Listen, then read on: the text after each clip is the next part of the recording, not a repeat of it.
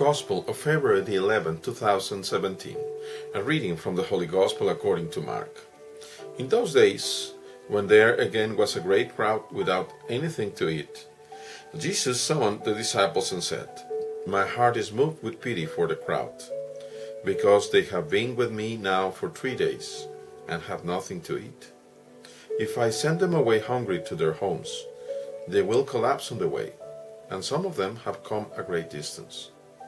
His disciples answered him, "Where can anyone get enough bread to satisfy them here in this deserted place?" Still he asked them, "How many loaves do you have?" They replied, 7. He ordered the crowds to sit down on the ground. Then, taking the 7 loaves, he gave thanks, broke them, and gave them to his disciples to distribute. And they distributed them to the crowd. They also had a few fish.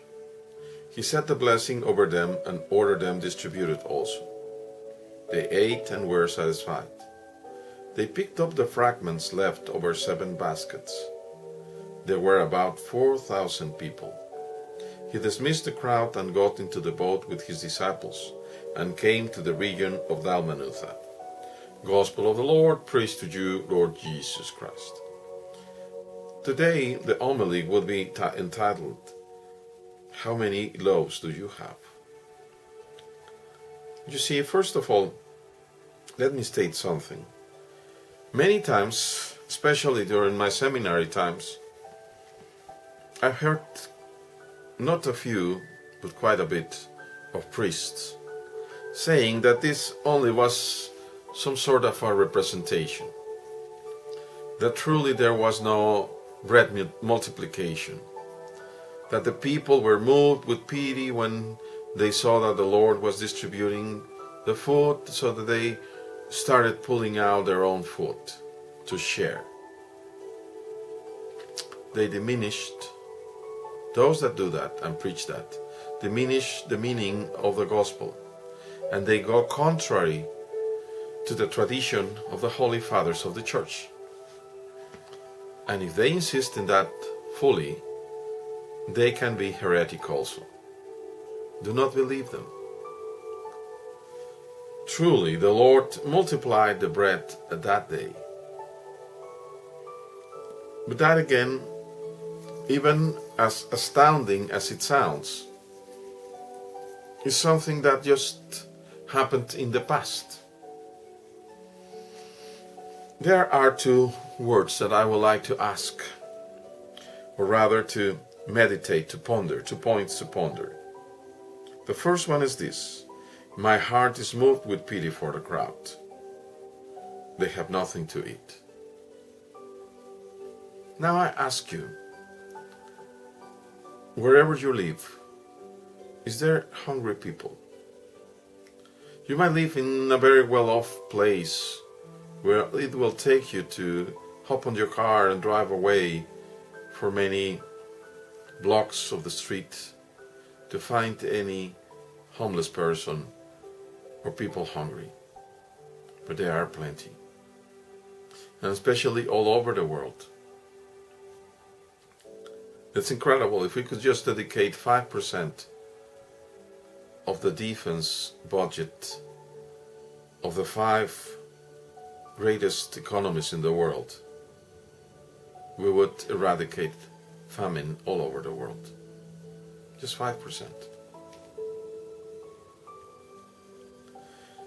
But it's not about political things that I would like to ponder today. Your heart and my heart must be moved with pity.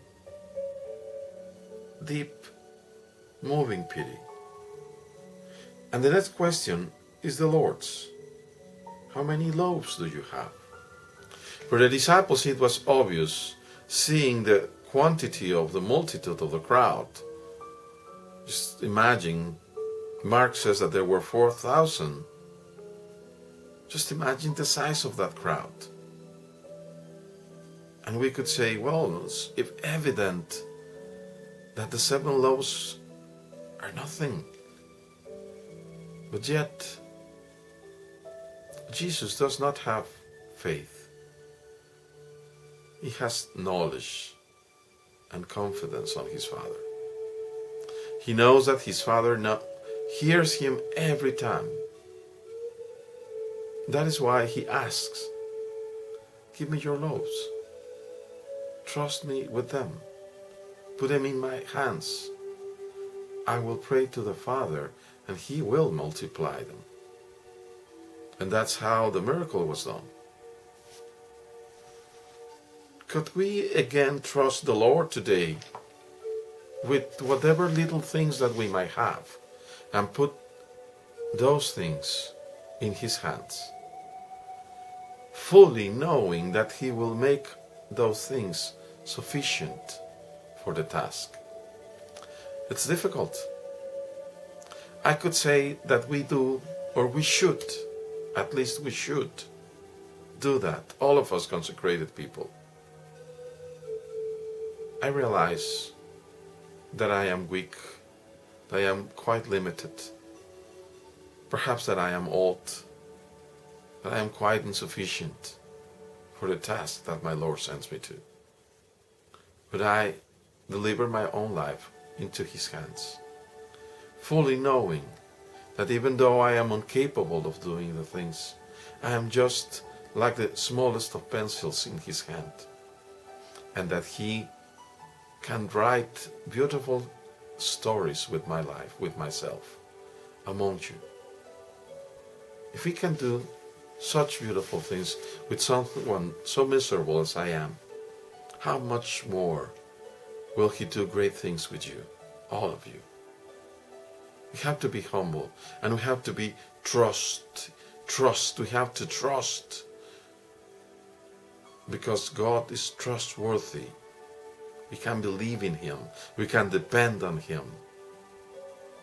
And I beg you, ask the Lord to be able to feel that compassion, that deep compassion that moves you. And with that and the confidence and trust on God, share with him, put your things in the hands of God and transform the world with his love. Do pray for all of us. Until we meet in heaven, God bless you all, brothers.